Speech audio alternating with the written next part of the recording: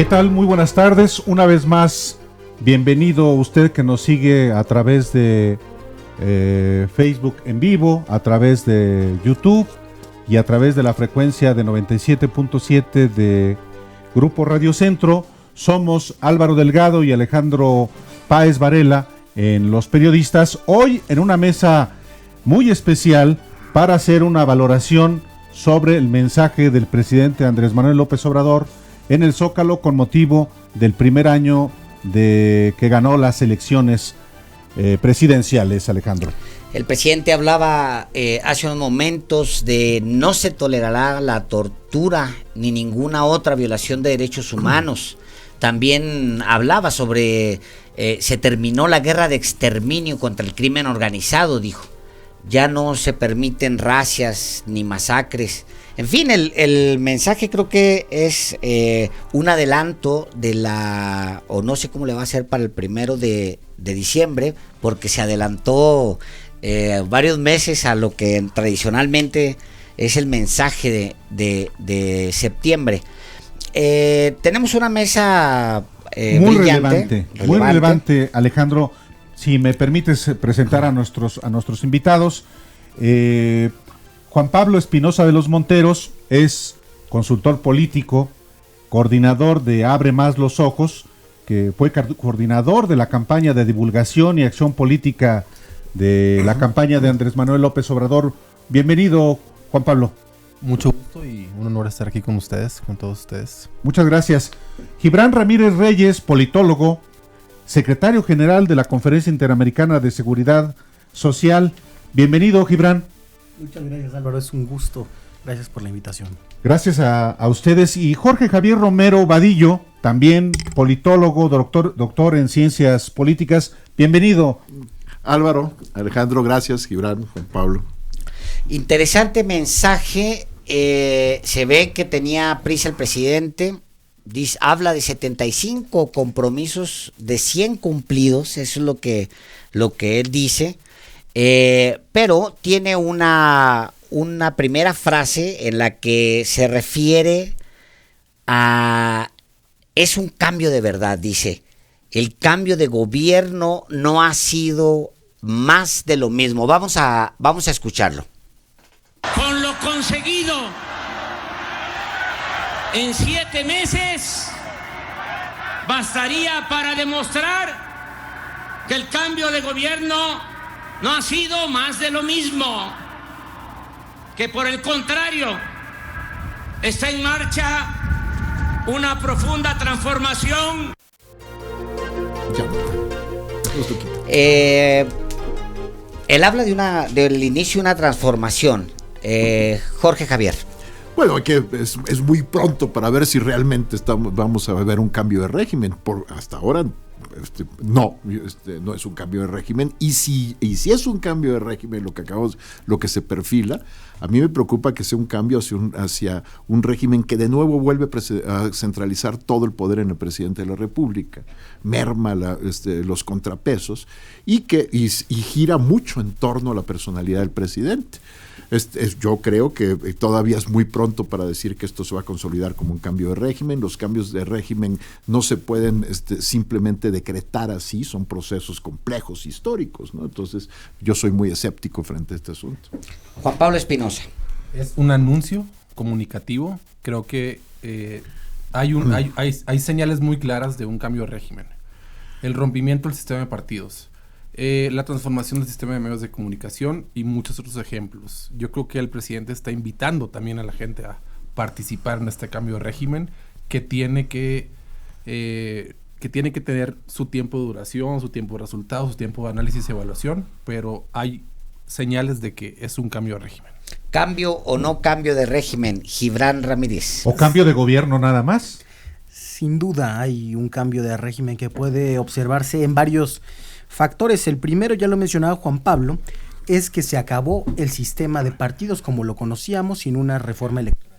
Tan solo por la correlación de fuerzas pasamos de un sistema tripartidista a un sistema de partido hegemónico por los votos, algo que no habíamos visto ya en democracia. En segundo lugar, se ha desmontado toda una red de intermediarios y la política social que prevaleció durante el régimen neoliberal.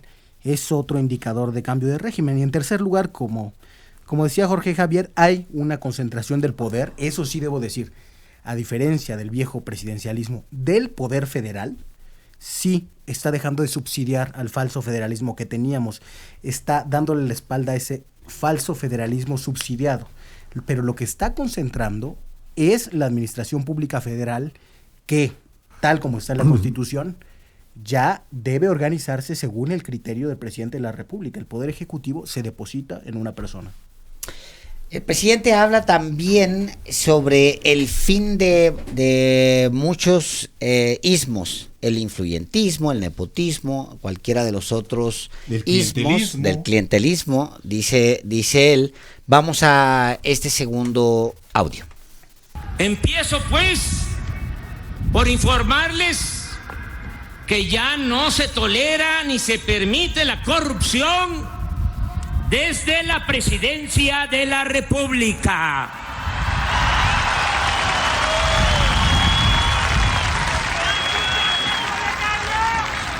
Están prohibidos el nepotismo, el amiguismo, el influyentismo y cualquier otra práctica propia del antiguo régimen. Se redujo el robo de combustibles en 94%. Y con eso... El presidente habla como si en el pasado no se hubiera prohibido el influyentismo y todos los ismos. Es que están prohibidos. Pues sí. Lo que dice es que ahora están prohibios oficialmente o como. Y desde la presidencia de la República. Una vez más... sí, que la presidencia no lo va a tolerar, dice. Bueno, el asunto fundamentalista es una cuestión que ha girado en el proyecto político de López Obrador desde el principio. Es que él efectivamente creció y tiene una buena parte de su fuerza basada en su compromiso en contra de la corrupción. Sin embargo, hay que entender que la corrupción en México es una cuestión institucionalizada y no en las instituciones formales, sino en las informales. Es una cosa que está profundamente arraigada en la manera de hacer las cosas en la vida pública mexicana. Y por más que el presidente pueda decretarlo en un discurso, eso no se desmantela simplemente con un discurso. Es decir, se necesitaría una auténtica reforma de la administración pública del Estado para lograr eso. Y bueno, vamos, la manera en la que desde mi punto de vista lo está tratando de enfrentar ahora ha sido sobre todo con esta cuestión de su política de austeridad y profundo recorte del gasto público.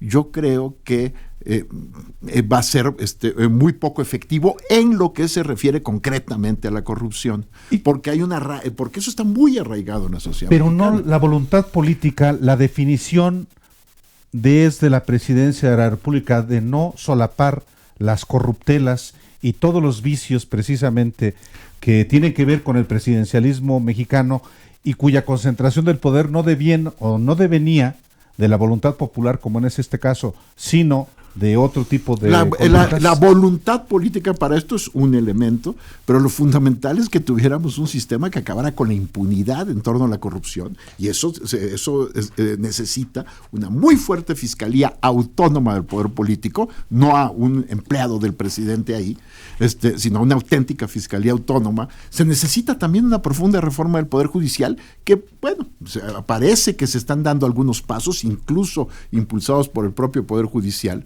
que ha asumido la tarea de empezar a transformarlo, pero si no se hacen esas grandes reformas que son reformas institucionales del Estado, no vamos a poder, no basta con la voluntad del presidente y con el discurso del presidente, y mucho menos simplemente se decreta que acabe la corrupción y ya, ¿no?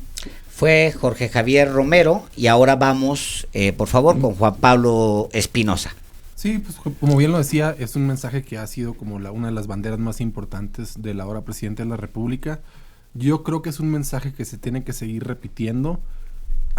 Se tienen que generar vías institucionales para acabarla con la corrupción, estoy completamente de acuerdo, pero el hecho de que un presidente de la República lo repite y lo repite y lo repite y lo repita, tiene un efecto, sobre todo con esta nueva reorganización política que provocó la elección, para poder que las personas que entran a un nuevo mandato, una alcaldía, una diputación local, una regiduría, entiendan la ideología del presidente. Es un mensaje también para ellos. El presidente anterior hablaba como andaba en la normalización de la corrupción, porque el tipo mencionaba la corrupción es cultural, por ejemplo, ¿no?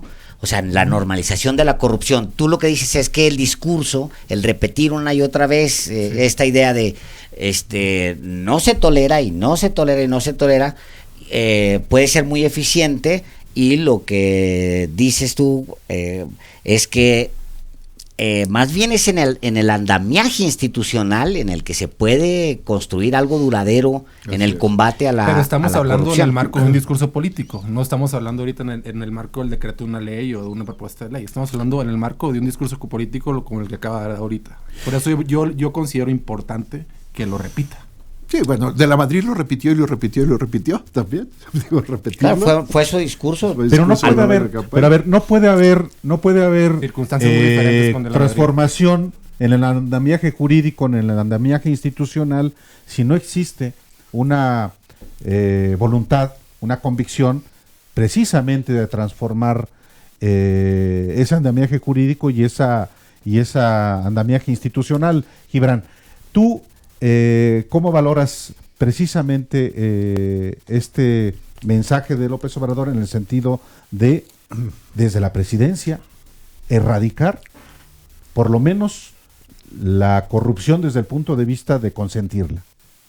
Sí es cierto que la corrupción está institucionalizada en las prácticas informales. Es decir, cuando López Obrador dice que se prohíbe el influyentismo, está hablando de esas prácticas informales, porque en los hechos estaba permitida, aunque nominalmente, normativamente, estuviera prohibida. Yo creo que sí se trata de un asunto sobre todo de voluntad política. Coincidiría en que voluntad política sin institucionalización puede ser una solución inestable, provisional. Pero creo que es mucho más evidente que instituciones sin voluntad política no sirven para nada. Hemos visto pasar más de una reforma institucional, más de un procedimiento establecido para evitar la corrupción en las compras, en el ámbito en el que se quiera, que fueron burladas una y otra vez por quienes hicieron esas reglas. De hecho, ese es el discurso de Andrés Manuel permanentemente. Se ríe Andrés Manuel de toda esta cantidad de instituciones que se armaron a lo loco en un periodo profundamente corrupto. Es que es un andamiaje institucional para la impunidad. Sí. Lo que habla el presidente, lo que dice el presidente es que más bien para validar la podredumbre, lo que se hizo es generar toda esta cantidad de instituciones. Eso es lo que el presidente habla. Hemos sacralizado, por ejemplo, las instituciones autónomas, y la mitad de las que tuvieron rango constitucional de autonomía ingresaron a ese estatus, por ejemplo, en el sexenio de Enrique Peña Nieto. Algunas de ellas no funcionaron en ese diseño promovido para la independencia. Está el caso, ya saben, de la consejera del INAI que acabó de diputada plurinominal del PRI. Es que esos candados no sirven para nada si no hay lo fundamental, que es voluntad política. Ahí hay una serie de paradojas. Frecuentemente se critica a López Obrador, por ejemplo, la práctica de las asignaciones directas de contratos, ¿no? Y dice, bueno, búsquenle corrupción ahí, a ver si la encuentran. Porque habíamos visto en el sexenio pasado, y por ejemplo una de las cosas que documentó Mexicanos contra la Corrupción y la Impunidad, licitaciones perfectamente armadas con sus testigos sociales, con todos los pasos llevados a cabo conforme a la ley, que eran trampeadas, pero de una manera brutal, en el detalle, ¿no? En el caso de IUSA y de la Comisión Federal de Electricidad cuando Enrique Ochoa. Es decir, que no, la solución no son las instituciones. Diría que la solución está en generar, sí, una reforma moral del poder, pero tampoco se garantiza que con el solo ejemplo del presidente eso se lleve a cabo. Ni siquiera ha sido tan jacobino como prometió. ¿La solución no son las instituciones? Yo creo que la solución son las instituciones, pero las instituciones no son simplemente las reglas formales. Las reglas formales pueden escribirse y hacer y no institucionalizarse nunca. El problema es la construcción institucional de un nuevo arreglo político, y yo por supuesto, no creo en los salvadores de la patria y en las voluntades transformadoras por sí mismas, ¿no? Son procesos mucho más complejos que requieren un esfuerzo de concertación política que necesita arraigarse en la sociedad. No existe hoy ese esfuerzo de concertación política. Yo creo que debería ser en el Congreso, ¿no? En el Congreso, por supuesto. Hay, me parece a mí que tiene que basarse en un nuevo pacto social que ojalá López Obrador logre impulsar. Pero mientras ese pacto social no sea verdaderamente plural y diverso y abarque a los distintos grupos sociales y a los distintos grupos políticos, va a ser fallido, ¿no? Queremos abarcar mucho en esta conversación, sí. Queremos ir a muchos audios y platicar mucho con ustedes. No se vaya, vamos a ir a un corte. Estamos en el 52 59 11 97. Apunte, tome lápiz. 52 59 11 97. La mesa está buena. Está Juan Pablo Espinosa de los Monteros. Está Gibran Ramírez Reyes. Está Jorge Javier Romero. Y hay un montón de cosas que comentar del mensaje del presidente. Muchos temas que seguir discutiendo del mensaje de Andrés Manuel López Obrador, y también no solamente el mensaje, el contexto en el que se da el mensaje, la marcha que ayer hubo en contra de Andrés Manuel López Obrador, y las cosas que están pendientes todavía en términos de las reacciones de las propias fuerzas políticas opuestas al gobierno de la República. Vamos a un corte y volvemos. Escríbales al Twitter @PáezVarela y @Álvaro_Delgado. Los periodistas. Los periodistas con Alejandro Páez Varela y Álvaro Delgado en Radio Centro 97.7. Regresamos.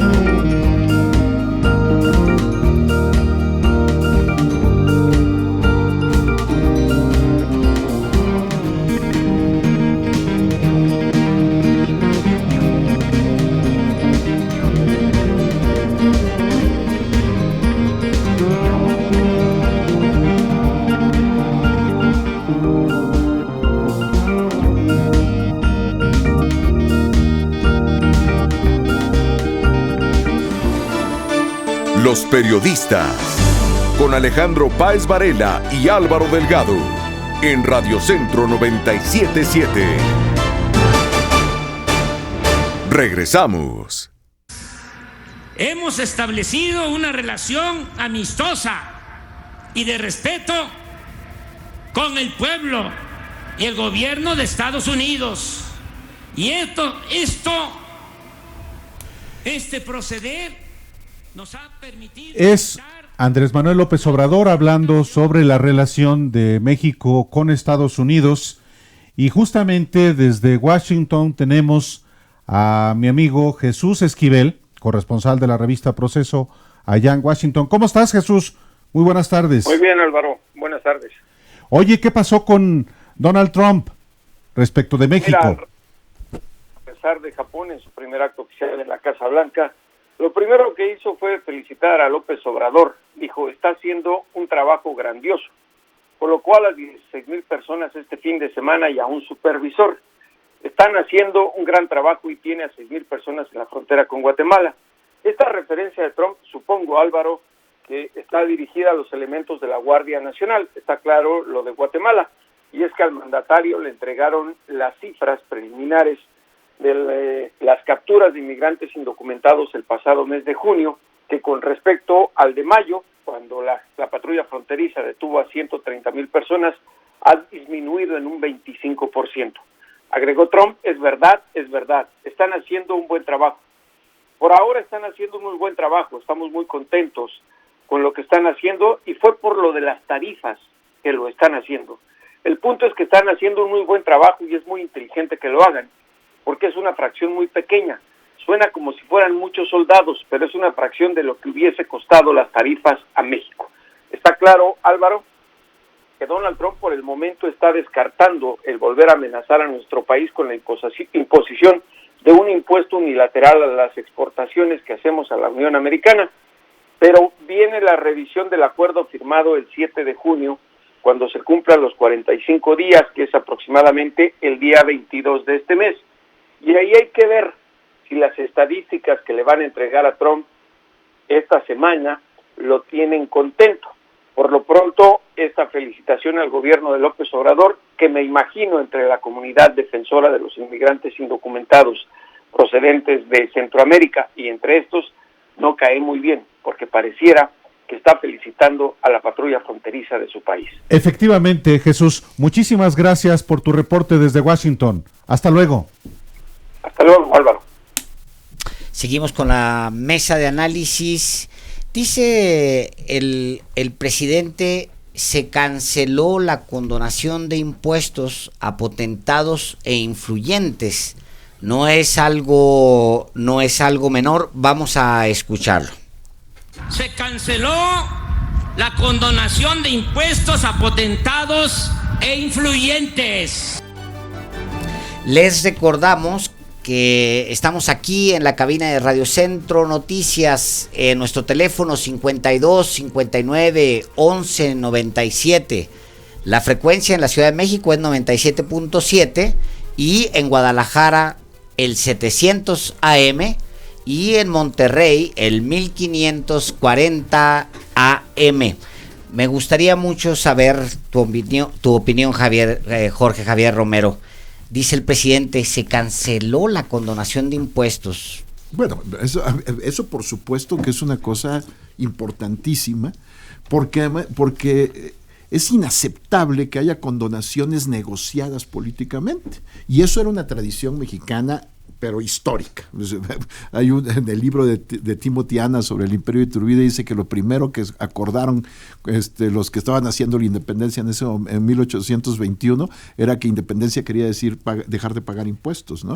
Entonces México ha sido un país muy malo para cobrar impuestos, y los que cobra además los condona a los que tienen relaciones políticas y protección política.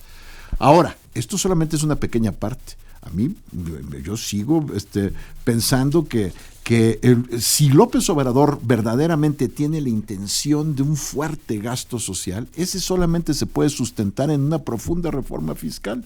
Y eso es una cosa que por lo pronto no está dispuesto a abordar. Sí, no quiere una reforma fiscal. Una reforma Él lo ha dicho muchas veces. Y la política social se sustenta en eso, ¿no? Para que sea duradera y de largo plazo, no simplemente en asfixiar al gobierno. En 12 años, nada más para que nos demos una idea, se condonaron 400,000 millones de pesos en impuestos, que es algo así como construir como 3 o 4 trenes Maya. Así es una barbaridad. Es una locura. La manera en es la que en este país se han condonado impuestos es una forma más de protección política sobre el poder económico. A ver, aunque el compromiso de Andrés Manuel López Obrador lo hizo público durante la campaña y en la toma de posesión mismo, que no iba a haber una reforma fiscal al menos durante los primeros 3 años.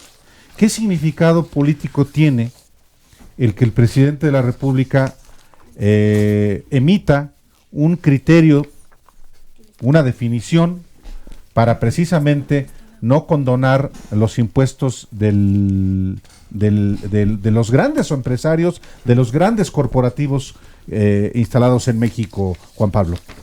Pues es una señal, yo creo que de la esencia de su gobierno, que él en esencia es un gobierno popular y hay que igualar las condiciones. Es una aberración la cantidad de dinero que se condona a estos empresarios y yo creo que es un primer avance.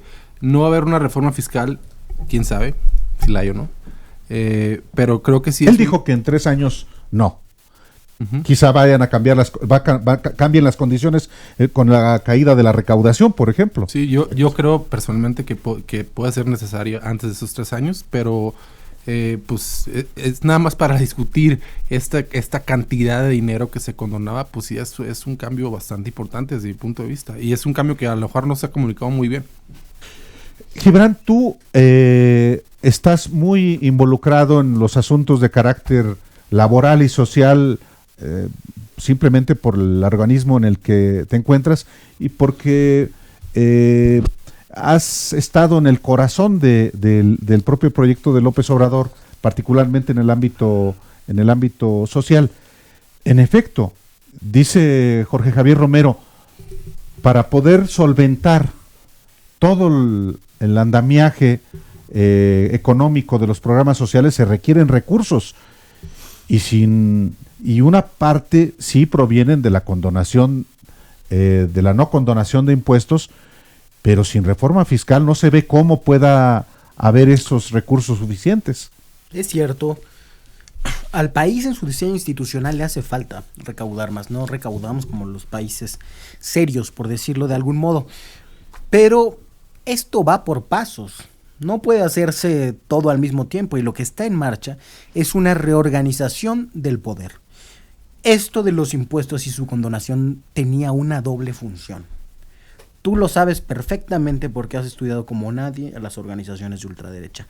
Compraban activismo y compraban política, o eso se suponía que estaban comprando con la condonación de impuestos, y por otro lado compraban estabilidad política. Porque la amenaza era siempre, acuérdate de lo que le pasó a Echeverría, que me quiso hacer una reforma. Entonces, esta reorganización del poder se enmarca en toda una nueva política de importancia de la Secretaría de Hacienda. Está la centralización de las compras, está una centralidad absoluta que ha tomado la Secretaría, que ha tenido muchas consecuencias perniciosas también, que tienen que observarse, como en el caso de la compra de medicamentos. Pero entonces están en esta primera parte. Una reorganización del poder, una reforma moral, porque a nadie le va a gustar, ni va a pensar que es creíble que se está haciendo una reforma fiscal para tener recursos para política social, hasta que no se deje de gastar en cosas superfluas y hasta que no se combata a fondo la corrupción. Una vez reconstituyendo esa autoridad moral, yo creo que ese es el razonamiento, entonces vámonos sí a la reforma fiscal. Yo creo que sí se debería estar discutiendo desde ahora, y eso se extraña mucho, no en el presidente, porque el presidente no puede hacer todo, pero en el partido, en los intelectuales cercanos al partido. No hay discusión programática en el Congreso, de la reforma fiscal que tiene que ser, de la reforma en materia de pensiones que tiene que ser. Todo eso está brillando por su ausencia. Está en algunos cuartos, en la Secretaría de Hacienda, en la CONSAR. Es una falta, digamos, del debate público en esta pretendida cuarta transformación, en proyecto. Dice el presidente, se acaba el clientelismo, el famoso moche y desde luego la corrupción. Vamos a escucharlo de viva voz. También dice el presidente, nunca más se le dará la espalda a los jóvenes o se les condenará al olvido. Obviamente son como las dos grandes batallas de Andrés Manuel. Una, su lucha contra la corrupción, y la otra, pues el repartir becas, entregar a jóvenes, a ancianos, etcétera, que él llama una redistribución. Vamos al audio. Todos los recursos que entrega el gobierno mediante los programas sociales y de bienestar llegan de manera directa a los beneficiarios de la Tesorería de la Federación, a los beneficiarios sin intermediación. Se acaba el clientelismo y el famoso moche y desde luego la corrupción. Sí. Pues híjole, man. Sí. Jorge Javier Romero. Bueno, por supuesto, el clientelismo, no hay sistema político que funcione sin ciertas formas de clientelismo. En México y en Europa. El régimen mexicano ha ejercido un clientelismo de Estado tradicionalmente, ¿no? Y por supuesto que cuando se están entregando recursos en efectivo directamente a la gente, también se tiene, y eso puede ser incluso legítimo, la aspiración a que esa gente después vote por el partido que se los está dando y por la gente que se los está dando, y eso es clientelismo. O sea, el clientelismo tampoco se acaba así por decreto. Eso no quiere decir que los programas de distribución de efectivo sean negativos por sí mismos. Al contrario, puede ser algunos que sí efectivamente sean muy eficaces para reducir la pobreza, para mejorar las condiciones de vida de la gente más pobre. Y por supuesto, yo soy absolutamente partidario de las becas a los estudiantes para que tengan condiciones de estudio. Ahora, también estos programas tienen que estar muy bien diseñados, porque por más que se diga que se están entregando de manera directa, siempre hay espacios para la corrupción, y también siempre hay espacios para que no lleguen a quienes tienen que llegar, sino lleguen a quienes no los necesitan. Entonces, hay problemas de reglas de operación, de diseño, etcétera, que sí tienen que cuidarse mucho, ¿no? Pero reglas generales, ¿no? Porque esas reglas vas a aplicar siempre a cualquier gobierno. Pero depende de qué programa. Por ejemplo, Jóvenes Construyendo el Futuro necesitaría reglas mucho más acabadas y precisas para que funcionara, que también puede ser un programa muy bueno si tiene buenas reglas de operación y si no acaba sirviendo, por ejemplo, para subsidiar a los empresarios para que desplacen trabajo formal por trabajo informal, ¿no? El presidente habla, y lo mencionabas tú hace rato, de quizá una de las cosas que lo hace sentir más orgulloso, que estarán recibiendo en total becas 10 millones de estudiantes. Una inversión de 60,000 millones de pesos. Él dice algo nunca visto en la historia de México. No sé si alguien en esta mesa tenga el dato de que se haya hecho antes. Nunca. Pero ese dato es una inversión bárbara, 60,000 millones. Ahora, también hay que tener mucho cuidado para ver qué efectos se están buscando con las becas. Uno de los temas que yo más he estudiado es el de la política educativa. Sí. Y una cosa que ya sabemos es que las becas no son el mejor instrumento para mantener a los estudiantes, sobre todo donde tenemos el gran cuello de botella en México, que es en la educación media superior. A los 15 años tenemos un desastre. Ahí abandonan los jóvenes la escuela. Y por más que se han dado becas, no necesariamente con eso los arraigas. Entonces, por supuesto, a lo mejor gastar ese dinero en otro tipo de programas para garantizar que los jóvenes de 15 años se mantengan en la educación media superior sería un mejor gasto, ¿no? Pero por supuesto que dar becas a los estudiantes es importante para garantizar que tengan condiciones para estudiar. Claro. A ver, somos un país joven. Yo creo que un gran porcentaje de la juventud fue el que llevó a López Obrador a ganar la presidencia. Me parece muy positivo que se le apoye a los jóvenes. Sin embargo, yo personalmente creo que no es suficiente. Y lo pongo en esos términos. Hay como un sector de la población bastante amplio que votó por AMLO, que tiene los famosos millennials, no lo quiero encasillar ahí, pero pues es la mejor forma de decirlo por ahora.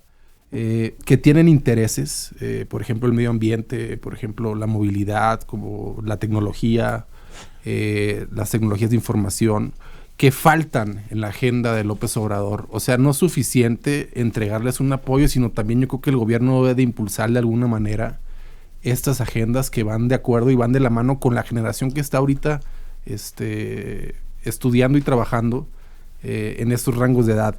Entonces creo que es una muy buena señal que el presidente le ponga tanta atención a los jóvenes. Es necesario para el país, sobre todo porque son la carne de cañón del crimen organizado. Pero también creo que tiene que haber una apertura en la agenda política de la presidencia, del gobierno de la República, del gobierno de México, perdón, para poder entender bien a estos jóvenes y poderles hablar y establecer líneas de comunicación, de interacción con estos jóvenes, no solamente darles dinero, que me parece muy bien que se les dé. Gibran Ramírez, ¿cómo ves el tema en específico y el número de becas y la cantidad de recursos canalizados a jóvenes de educación media superior, pero también de educación superior? Se trata en general de la política social más ambiciosa en la historia de este país y se trata de una gran política de empleabilidad. Eso es Jóvenes Construyendo el Futuro. No es... digamos que, como se ha dicho, un programa pensando en los ninis, que además es un término totalmente peyorativo, despectivo, sí. Y creo que sí hay un cambio fundamental en el enfoque. Es un cambio que se viene dando en varias partes del mundo. La mayoría de la política social a partir de los 90 y sobre todo a partir de que Bill Clinton hizo una reforma en los Estados Unidos, se orientó con base en incentivos que presumían que los pobres reproducían el ciclo intergeneracional de la pobreza porque no tenían comportamientos adecuados para dejar de ser pobres. Y que se ha comprobado a lo largo de las generaciones que no tiene un efecto estructural revirtiendo eso. Hay posiciones sociológicas que dicen que fue una política de castigo a los pobres. Entonces, fundamentada en generar incentivos positivos para que los pobres tuvieran ciertos comportamientos, se condicionaba la ayuda del Estado.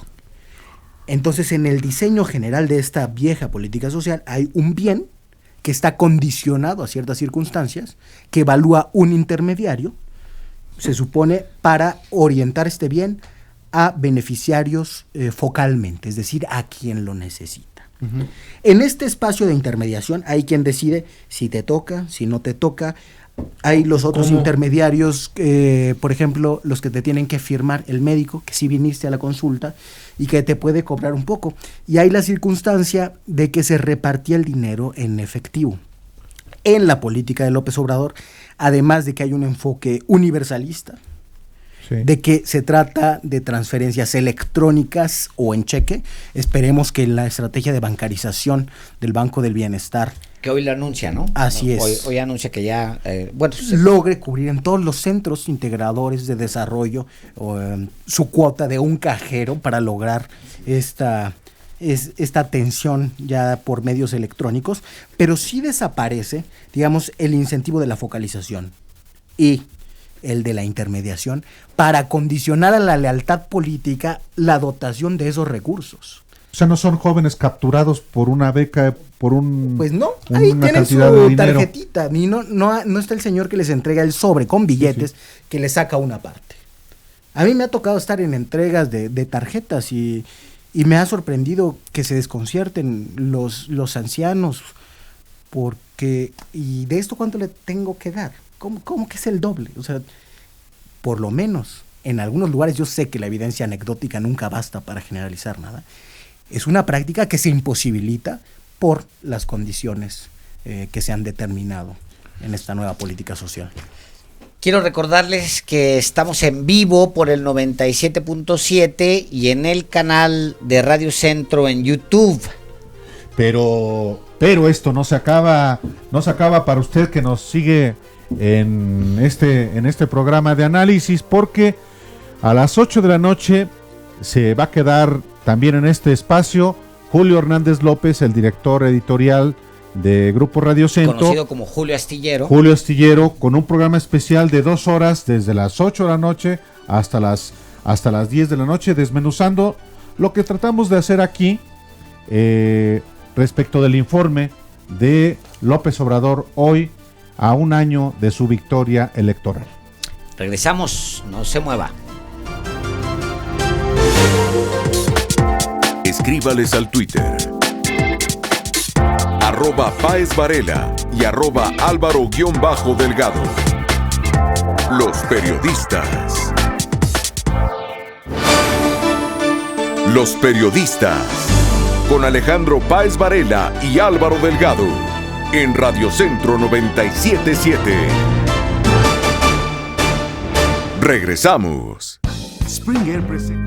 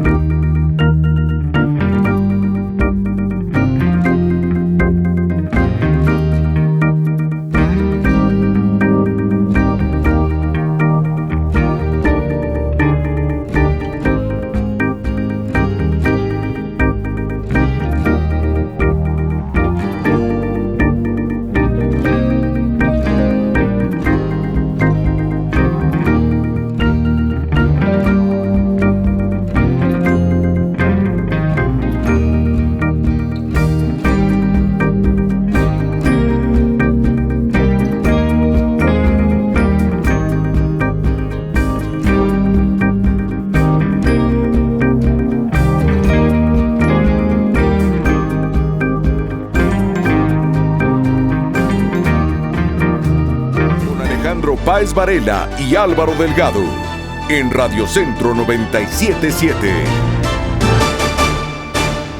Regresamos. Le recordamos que hoy, en un rato más, a las 8 de la noche, Julio Astillero tiene 2 horas de programa especial para analizar el discurso del presidente Andrés Manuel López Obrador el día de hoy.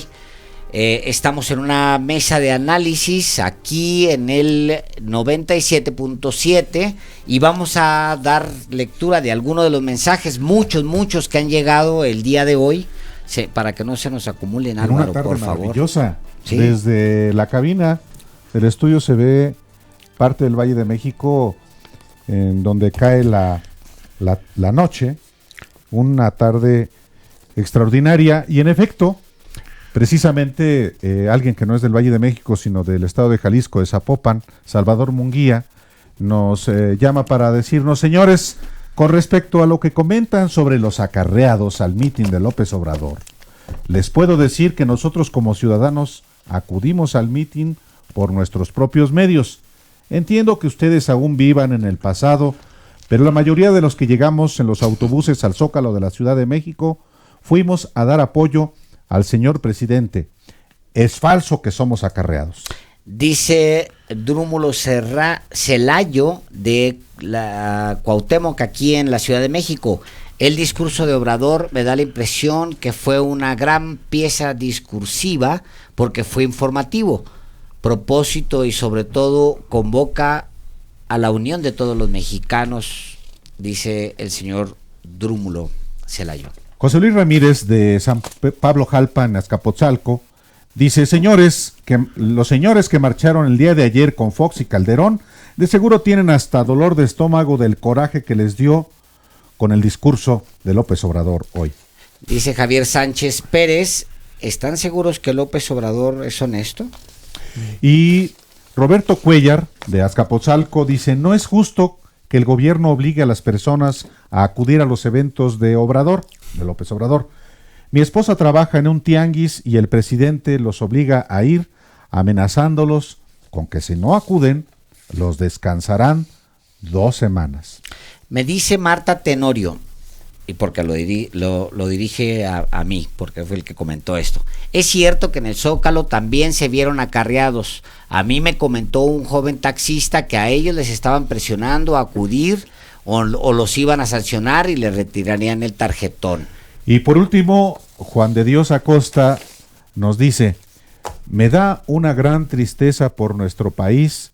López Obrador nos acaba de sentenciar a vivir con un sistema de gobierno como el que implementó cuando fue jefe de gobierno y lo sucedió Marcelo Ebrard. Muchas gracias a Juan de Dios Acosta de Iztapalapa. Regresamos a nuestra mesa de análisis. Antes de entrar al tramo, digamos, al siguiente tramo del discurso de Andrés Manuel López Obrador, te comentabas, Álvaro, en esos comentarios que se hacen fuera de la mesa, fuera del audio, fuera del aire, comentabas que le faltó al presidente algo de comentar. Tuvo una misión importante desde mi punto de vista y tiene que ver con la situación económica del país. Pienso que destacó aspectos que son favorables a él, pero la parte de la falta de crecimiento me parece que la omitió. Luego de repente parece que el peso se ha convertido como en el gran medidor, hasta se lo proyecta el presidente ahí en la manera de medir la economía, pero no, hay otros indicadores que son importantes, sobre todo el crecimiento. O sea, el país no está creciendo y esa es una realidad. Sí es cierto que el peso se ha recuperado, pero también hay una tasa, la tasa es la más alta en una década. Es cierto que hay inversión extranjera directa que supera los 10,000 millones en el primer trimestre, pero también es cierto que eso es por políticas que se vienen, o políticas de años anteriores, de presidentes al que a él no le gustan tanto. También los datos de desempleo se han mantenido, pero eso no es necesariamente una buena noticia porque habla de que el desempleo se mantiene chato, no se está generando, no está echada a andar la máquina productiva. Y cosas como la balanza comercial, por ejemplo, hay un superávit, pues sí, pero ese superávit no lo logras con 7 meses, lo logras con una política larga, que es al final una política neoliberal. Vamos a regresar a la frase del presidente en donde habla de este proceso, dice: no tiene retorno, ni un paso atrás. Vamos al audio. Este proceso no tiene retorno, ni un paso atrás. Nada de titubeos o medias tintas. El presidente también dice, un poco más adelante en ese mismo tramo, que México se convertirá en una potencia económica, afirma, con dimensión social. Que me siento optimista.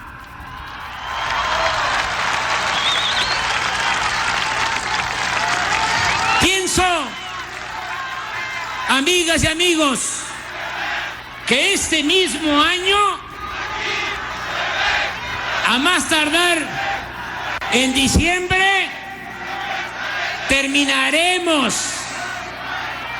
Van a decir que no se puede. Sí se puede. En este mismo año terminaremos de arrancar de raíz al régimen corrupto. Jorge Javier Romero, por favor.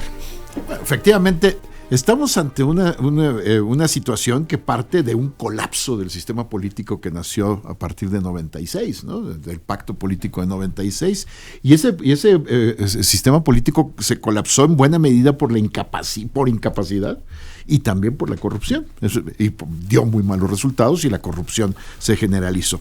Y eso es una de las cosas en las cuales se sustentó la victoria de López Obrador, sin duda alguna. Y el problema que yo veo es que López Obrador es alguien que puede tener muy buenas intenciones. Yo a los políticos nunca les doy el beneficio de la duda, más bien les doy el maleficio de la duda, ¿no? Yo dudo siempre las intenciones de los políticos, y López Obrador es un político profesional, puede tener buenas intenciones, pero ese no es el problema.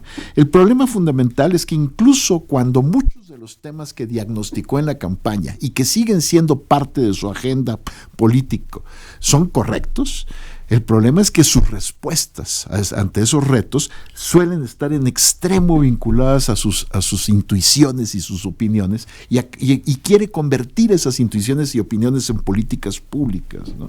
A ver, ponme un ejemplo. Por ejemplo, la cuestión del aeropuerto. ¿Dónde está el diagnóstico en serio que se haga público de las razones por las cuales ese aeropuerto tenía que cancelarse?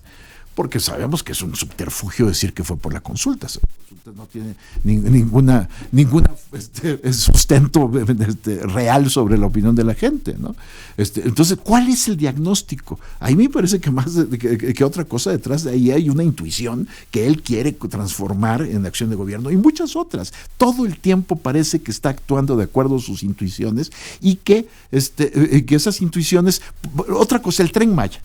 El Tren Maya realmente es una gran inversión que sea la adecuada para detonar el crecimiento del país. No lo parece porque es una zona del país donde vive poco más de 5 millones de personas, que además tiene un equilibrio ecológico que es importante mantener, y no parece que sea el mejor lugar para hacer una inversión de esa magnitud que beneficie realmente una inversión de ese tipo en la Ciudad de México, que requiere aumentar su transporte público. A lo mejor beneficiaría a mucho más gente. Eso necesita sustentarse en estudios. La política pública tiene que basarse en evidencia, y ahí más bien parece que es una intuición del presidente, ¿no? Y eso es el problema, que es un hombre que confía en sus intuiciones, cree en sus intuiciones, y ese es el camino que quiere seguir, ¿no? ¿Un gobierno de intuiciones, Juan Pablo? Pues Escuchando el mensaje, yo creo que un presidente muy seguro, lo cual creo que le da también seguridad a los ciudadanos. Él es un buen comunicador, si no es que el mejor político que comunica en México desde hace mucho tiempo. Yo creo que él lo que hace, y lo hace estratégicamente, es marcar tiempos para que la gente más o menos vaya entendiendo cuáles son los ritmos de su gobierno. Entonces sí, a lo mejor puede generar expectativas muy altas que a lo mejor pueden no ser cumplidas, pero también él tiene que tener una forma de comunicarse con la gente para que la gente entienda en dónde estamos parados, sobre todo cuando estamos en un cambio de régimen. Entonces yo creo que la intuición en la política, todos los mejores políticos de la historia la usan, y la usan a veces de forma positiva, a veces de forma negativa, es política, pero no me asustaría las expectativas que él mismo se está poniendo, sino más bien esperaría que el gobierno más votado de la historia, pues también sea el gobierno más fiscalizado de la historia, y que la gente esté ahí exigiéndole al presidente que dé los resultados que está prometiendo. Gibran. Sí, bueno, el ritmo de gobierno siempre hace que los presidentes tomen decisiones con base en información incompleta. Todo presidente en todo país toma eventualmente este tipo de decisiones.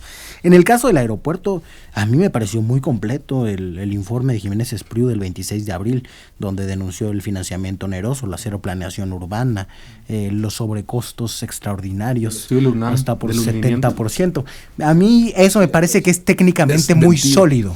Eso. A mí no me lo parece. ¿No? Sí, entonces es una cuestión nada más de opinión. No, pues es que eso es técnico. Yo creo que el financiamiento informativos, que el financiamiento oneroso, cuando no se necesitaba, se solicitó y se ejerció de esa manera, y que eso fue para generar negocio, eso está claro. Que los ajustes de costos llegaron al 70%, eso está claro y está ahí, no es opinable. Era una obra estructuralmente corrupta, pues. De acuerdo. Y Creo que sí. Por otra parte, hay una omisión de algo que para López Obrador sí ha sido muy importante a lo largo de su trayectoria, que es el asunto del crecimiento económico. Sí hay ahí, yo creo, por una parte, por la circunstancia internacional, ¿no?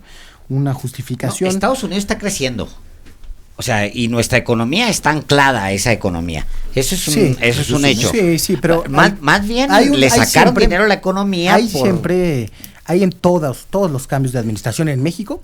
Pero esa no es la justificación. Ese es un error que no se justifica. No, pero es que en todos los cambios de administración, con los presidentes pasados, hay siempre, porque hay una reorganización, una baja de la inversión pública.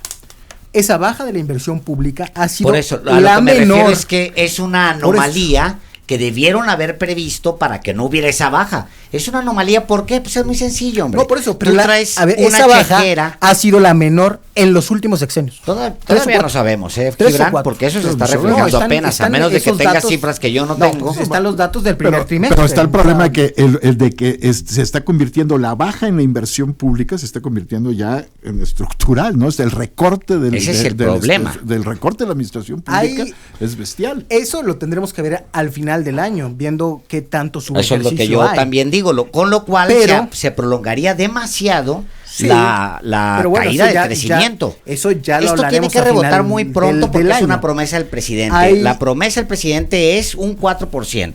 Sobre eso no podemos decir otra cosa. O sea, hay un 4% muy claramente prometido por el presidente de la República, y sobre eso, ¿por qué lo dijo? O sea, no es que yo me lo esté sacando ahorita. Claro, pero hay también una serie de circunstancias que hacen ajustar las políticas. Por ejemplo, ahí el presidente podría responder, pero ¿cuál podría ser la respuesta, Alejandro? Yo creo que la respuesta más obvia sería romper su política de cero déficit.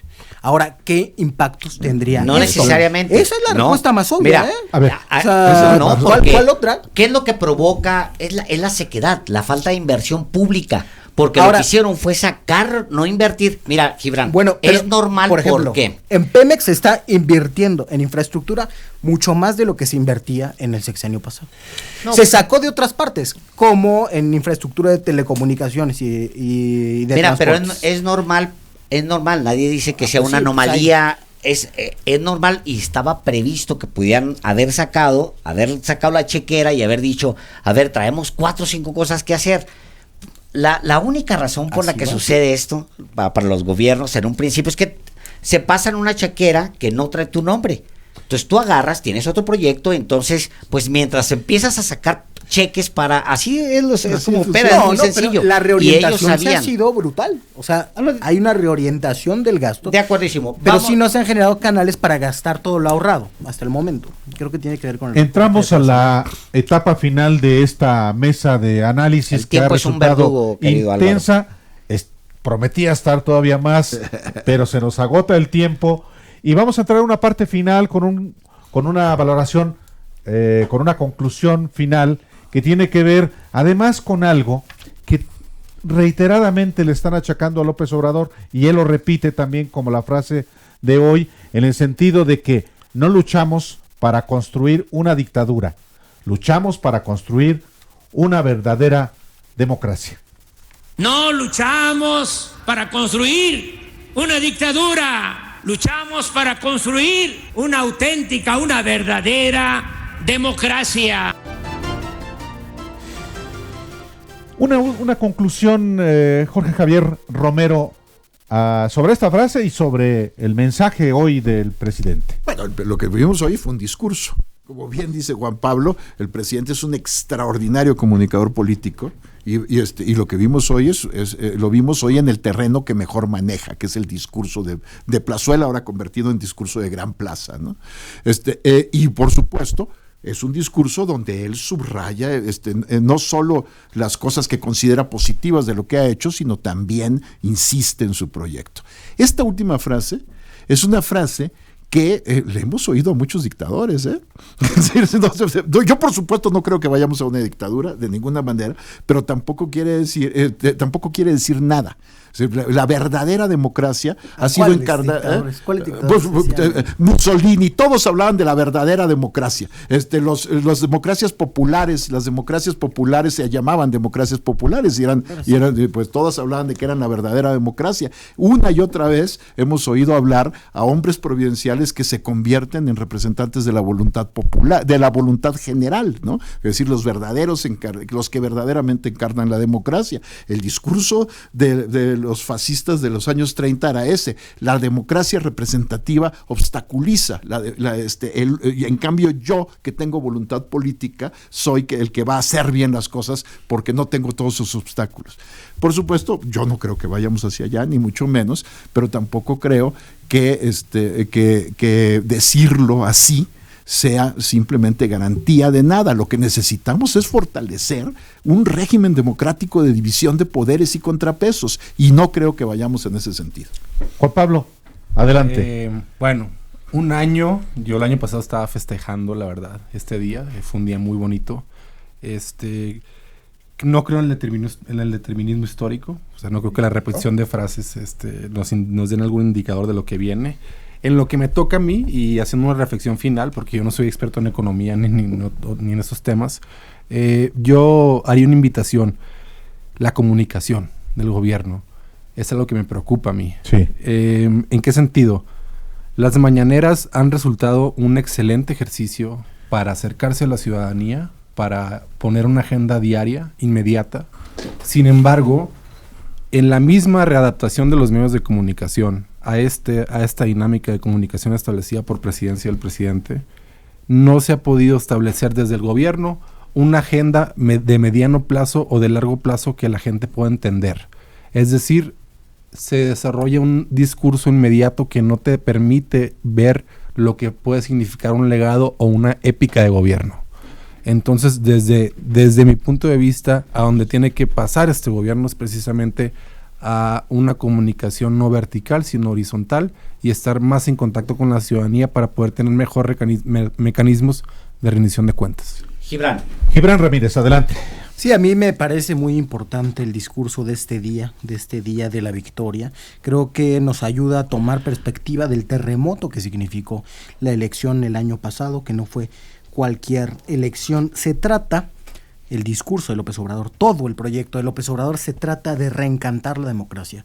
México fue, gracias al discurso de la transición a la democracia, uno de los países más desencantados con la democracia, uno de los que tenía mayor preferencia por regímenes autoritarios, porque nos dijeron que la democracia era una serie de reglas y para ir a depositar un papelito cada 6 años y para tener contrapesos y ciertas instituciones y ciertos diseños. Pero En ese trayecto se olvidaron del principio de legitimidad de la democracia, que era un régimen de la soberanía del pueblo que, fundado en la igualdad, buscaba, como dice nuestra Constitución, el constante mejoramiento económico, social y cultural del pueblo. López Obrador está yendo hacia allá. Creo que es un político con un programa muy claro, que es un programa de 100 puntos, sin embargo, sin una doctrina política que tendrá que ir construyendo en estos años. Muy bien, pues nos concluimos nuestra mesa política del día de hoy y concluimos también nuestro noticiero agradeciendo a Juan Pablo Espinosa de los Monteros, a Jorge Javier Romero, a Gibran Ramírez y a usted, naturalmente,